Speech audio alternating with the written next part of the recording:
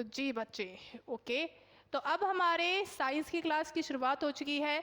तो अब हमारे साइंस के क्वेश्चन आएंगे, तो बिल्कुल एकदम ध्यान से अच्छी तरीके से आंसर देना, ठीक है, और बिल्कुल फोकस के साथ आंसर देना। तो चलिए शुरू करते हैं आज के साइंस की क्लास को। जी, पहला क्वेश्चन है, when two bodies are rubbed against each other they acquire. जब दो शरीर को एक दूसरे के साथ रगड़ा जाता है तो वो प्राप्त करता है। जैसे तुम अपने हाथ को ऐसे ऐसे करो, ठीक है, या फिर तुमने नोटिस किया होगा जैसे एक एक्सपेरिमेंट बताया जाता था कि अपने कंघे को ना अपने बालों में, सूखे बालों में, ठीक है, मतलब जब आपने सिर धोया है या फिर तेल नहीं लगाया तो उस बालों में रगड़ो तो क्या आएगा, हल्का सा करंट उसमें आता है। तो ये बताना है कि उसमें कितना चार्ज इकट्ठा होता है, क्योंकि करंट नहीं आता, उसमें चार्ज आता है, ठीक है, चार्ज प्रोड्यूस होता है।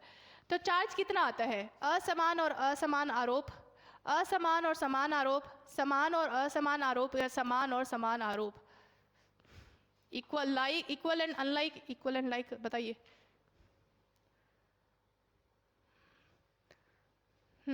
तो सही आंसर क्या है? इक्वल और लाइक, सॉरी, इक्वल और अनलाइक चार्जेस, ठीक है।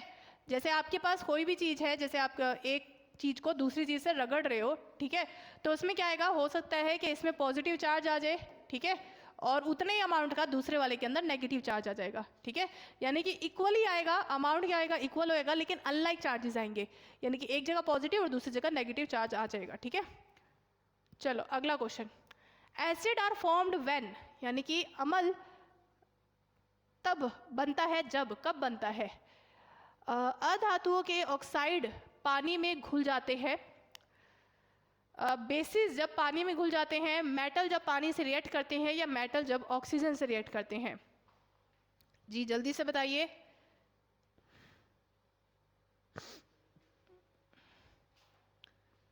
जी जल्दी से बताइए, सही आंसर क्या है? तो जी बच्चे, अधातु जब ऑक्साइड पानी से घुल जाते हैं, ठीक है। चलो, तो अधातुएं जब ऑक्साइड पानी से, अधातु की जो ऑक्साइड है वो पानी से घुल जाते हैं तो क्या बनता है? एसिड बनता है, ठीक है। अगला, जी बच्चे, देखो क्या हो रहा है कि डेविड है अपनी छवि को समतल मिरर, यानी कि समतल दर्पण में देख रहा है। दर्पण और उसकी छवि के बीच में दूरी कितनी है? 5 मीटर, ठीक है।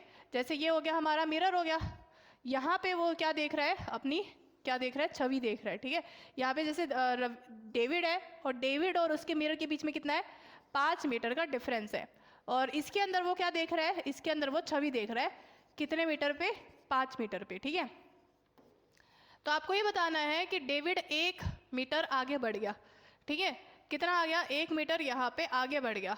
तो आगे बढ़ने से डेविड और उसकी छवि के अंदर कितना डिफरेंस आएगा?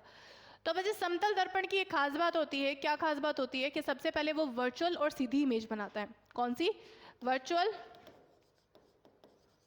और सीधी इमेज बनाता है, ठीक है। यानी कि आप जब अपने आप को शीशे में देखते हो तो सीधा देखते हो, उल्टा नहीं देखते, करेक्ट। तो बच्चे, अगर आप शीशे से जितना पास में या जितने दूर जाएंगे तो आपकी जो छवि है वो भी शीशे से दूसरी तरफ पास या दूर जाएगी। आप शीशे के पास जाओगे तो छवि भी पास आएगी, शीशे से दूर जाओगे तो छवि भी दूर जाएगी। तो अगर आपका 1 मीटर कम हो गया है डिस्टेंस, तो ये कितना हुआ? 4 मीटर। तो छवि भी क्या हो जाएगी? 4 मीटर पे आ जाएगी। तो सही आंसर क्या हुआ? 4 और 4 8 मीटर, ठीक है। क्या आंसर हुआ? 4 और 4 8 मीटर।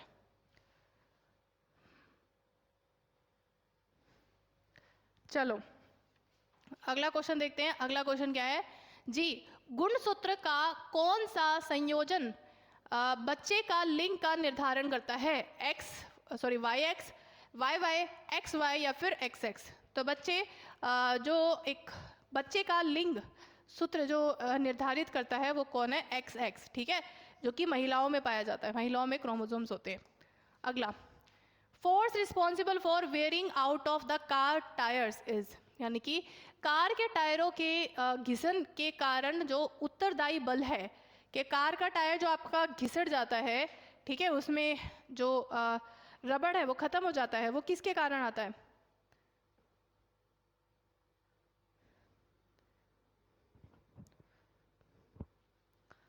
ओके चलो, तो बच्चे सही आंसर क्या है? घर्षण बल के कारण, ठीक है। घर्षण के बल के कारण, फ्रिक्शन के कारण क्या होता है? आपका टायर घिसटता है, ठीक है। अगला क्वेश्चन, अगला क्वेश्चन क्या है जी बच्चे? है जी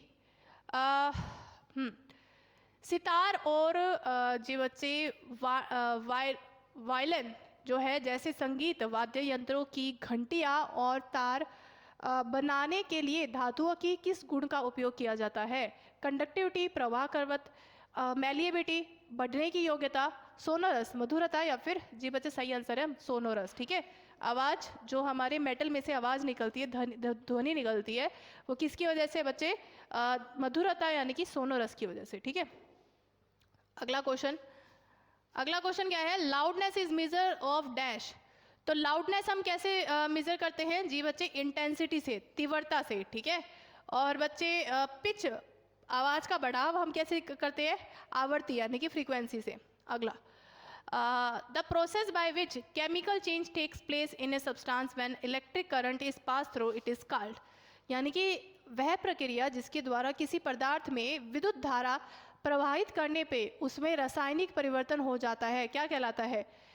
इलेक्ट्रोप्लेटिंग, इलेक्ट्रोड्स, इलेक्ट्रोलाइसिस, या फिर थर्मोनिक कंडक्शन। तो बच्चे इलेक्ट्रोलाइसिस कहा जाता है। ठीक है, क्या कहा जाता है? इलेक्ट्रोलाइसिस, जिसके अंदर हम क्या करते हैं? दो इलेक्ट्रोड लेते हैं। ठीक है, जैसे एक जगह ले लिया कैथोड, दूसरी जगह ले लिया एनोड, और एक सॉल्यूशन ले लेंगे और उसके अंदर क्या करवाएंगे? बिजली को पास करवाएंगे। तो जिसके अंदर क्या करेंगे? हम मेटल में से प्योर और इम्प्योर मेटल को अलग करेंगे। ठीक है,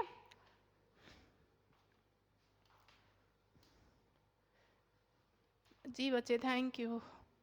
चलो अगला क्वेश्चन देखते हैं। अगला क्वेश्चन क्या है जी? कैमल जो है घोड़े, गधे और आदि की तुलना में ऊंट रेगिस्तान में बहुत आसानी से चल या दौड़ पाते हैं, क्यों? वजन कम होता है, भारी शरीर है, पैर चौड़े होते हैं, या पैर छोटे होते हैं? तो बस वही है रीज़न, जैसे मैंने कहा था आप लोगों को कि प्रेशर का है ना?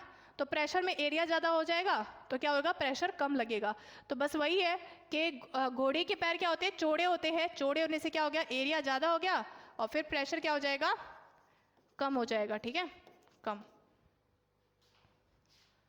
अगला question, the valency of sulphur in sulphur dioxide. Sulphur dioxide के अंदर उसकी वैलेंसी कितनी होती है जी बच्चे? संयोजता कितनी होती है? तो जी बच्चे 4 होती है। ठीक है, कितनी? 4 होती है। अगला, which one is the household variety of coal. कोयले की घरेलू किस्म कौन सी है? तो बच्चे घरेलू किस्म कौन सी है? कोयले की बिटुमिनस है, और बाकी सारी की सारी कोयले की ही है, जैसे कि बिटुमिनस, लिग्नाइट, एंथ्रासाइड और पीट। तो लेकिन घरेलू कौन सी है? बिटुमिनस है, क्योंकि इसे कोलतार भी कहा जाता है। ठीक है, और ये बहुत डार्क और काले कलर की दिखाई देती है। ठीक है, तो ये सही आंसर। चलो, तो सही आंसर है हमारा। चलो आज की क्लास यहीं पे ख़त्म करते हैं। ठीक है, तो क्लास को बच्चे लाइक जरूर करिएगा और उसके साथ में चैनल को सब्सक्राइब कर दीजिएगा। और टेलीग्राम चैनल का नाम है एक चाणक्य विद्यापीठ, वहाँ पे जाना, वहाँ पे क्लास की पीडीएफ मिल जाएगी। मैं खुद अभी थोड़ी देर में क्लास की पीडीएफ डाल दूँगी। ठीक है, बाकी आज उम्मीद करती हूँ आपको आज की क्लास अच्छी लगी होगी। क्लास अच्छी लगी हो तो क्लास को लाइक ज़रूर करिएगा, और उसके साथ में बच्चे वही है कि चैनल को सब्सक्राइब कर दीजिएगा, जिससे कि हमें आप लोगों का सपोर्ट मिलता रहे और हमें यू फील होता रहे कि चलो ठीक है और अच्छा कंटेंट देते हैं और ज़्यादा अच्छे तरीके से मेहनत करते हैं। ठीक है, तो बस आज के लिए इतना ही। थैंक यू सो मच, और कल मिलते हैं, कल 9 बजे एग्जैक्टली। ठीक है, कल की क्लास कितने बजे? 9 बजे। तो बस इतना ही। Thank you so much, have a good day and keep making notes and keep revising them. चलो बाय।